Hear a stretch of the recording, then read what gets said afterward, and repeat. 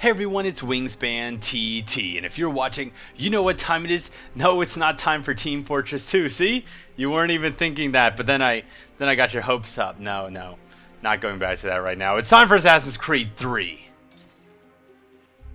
Today we're going to be doing something a little different, everyone. I've had some emails, some personal messages, some stalking phone calls.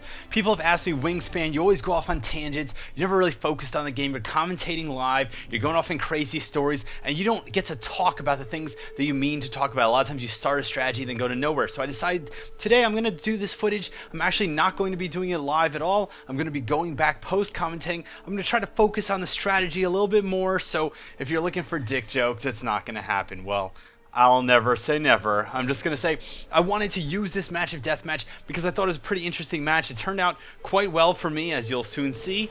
But a lot of cool things happen here. I did make a lot of mistakes as well, and I hope we can all learn about it together. Now, of course, Deathmatch I've always found interesting compared to Wanted because you start out and you have whispers, you have line of sight, you have proximity, but you don't really have any direction whatsoever. So most other game modes, the compass actually shows you where to go. And in this one, it's kind of like, well, do I go right? Do I go left? I have no clue. Do I go forward? Do I go back? I usually end up starting the match pacing back and forth like this just a little bit, looking at different lines of sight. And of course, it depends on the map to try to see if I can see my target anywhere. And I probably spent a little bit too much time here. This is already like the first 30 seconds. I've accomplished nothing, which is why I started to walk out to middle, start listening for whispers, start listening for heartbeats, start looking for line of sight, see if I can get any kind of information whatsoever on where the other actual players are. And here we go. Here comes my target. The Hessian has just rounded the corner. I'm going to start to walk a little bit away from him. One thing I do sometimes too is I just stop walking for a second, because you'll notice a lot of times the NPCs will do that. They'll kind of walk. I knew the Pioneer was a player, and I heard the whispers, so I went for the stun. Anyway, NPCs tend to walk sometimes, and for no reason they'll just slow down a little bit and then start walking again. I like to do that behavior myself because I find that a lot of people fall for it. And right here, I was standing next to this player for a second, Andrea from The Walking Dead, just because, again, I know she's a player, so it's very possible that her target is my pursuer. So I thought if I just stand closer for a second, here I was moving away from fixable Hados, just give him the illusion that I'm not his pursuer. I do hear whispers everywhere. I'm going to throw in my disguise. Hopefully that means that, if my pursuer comes up, they're not going to interrupt. And I just keep hoping the fixable Hados is going to get in a position here where I can get a kill. But I am kind of like falling behind him here. I realize I'm not going to have a chance to catch up with him anytime soon, so I decided to go for offensive throwing knives. This guy gets a lure, and I get the stun.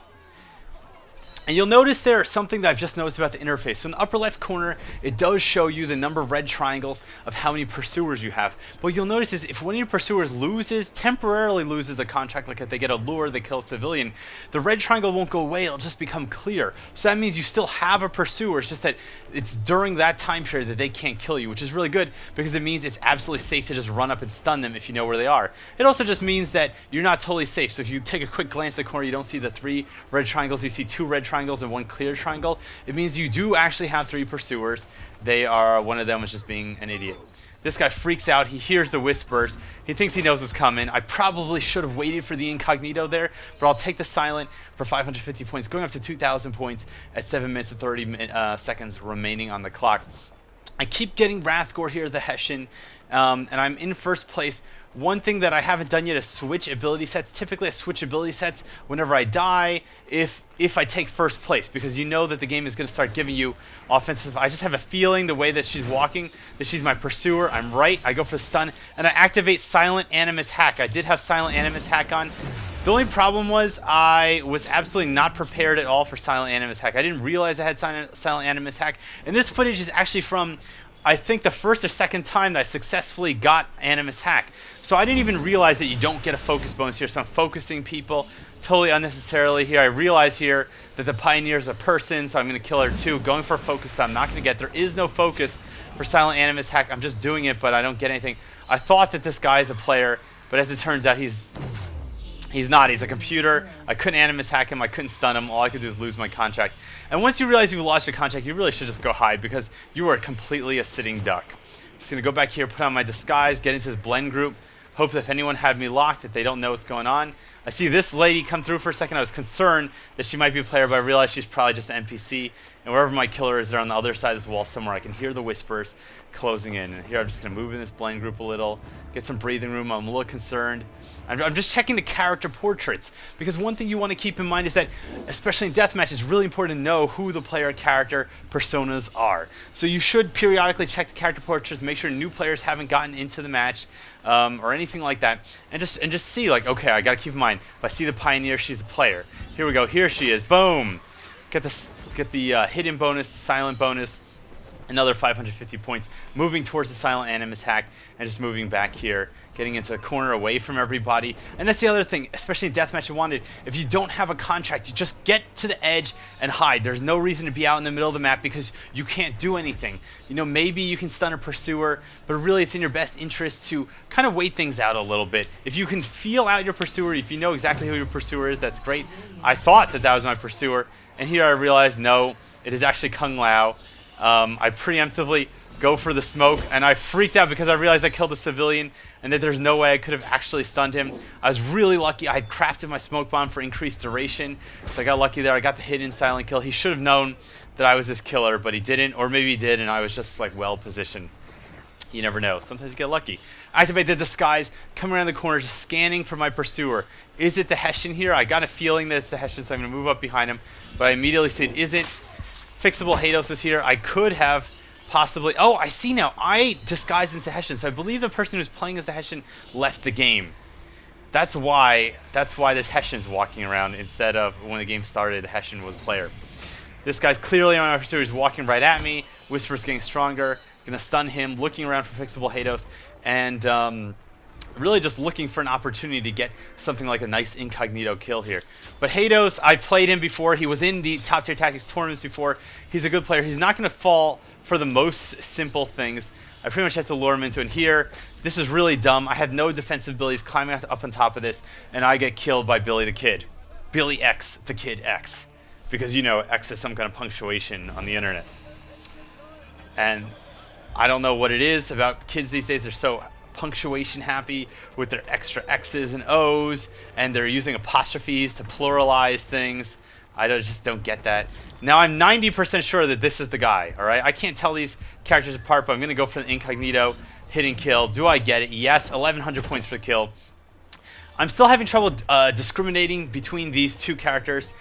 They just look very similar to me. It's really just, I just wish they had different hairstyles or something. They just look so similar from far away. They have a similar body profile, same skin color. I just wish there was more to differentiate them. I'm always very thankful when a player decides to customize their character and add lots of bells and whistles to it, and I can tell them apart a lot easier.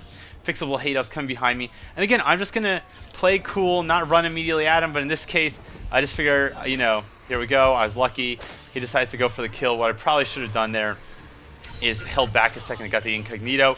Here we have him coming in for the kill, but I'm going to activate my silent animus. Ooh, silent animus streak activated. And here it takes me a second to realize I have the animus streak. I really should have just killed the guy I just stunned right away, but it just didn't even occur to me. I'm just so not used to activating the animus streak. I'm here, I'm trying to do all kinds of stuff, but I'm just not paying attention. I killed my own target. I really failed. I see that there's a guy who's stunned right there. Gonna kill him.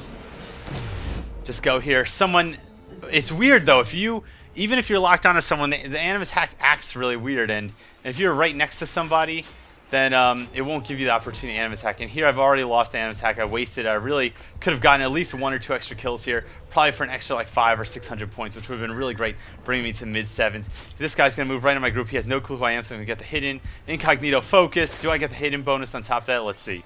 Incognito, yes. Focus, yes. Hidden, probably not. I spent too long.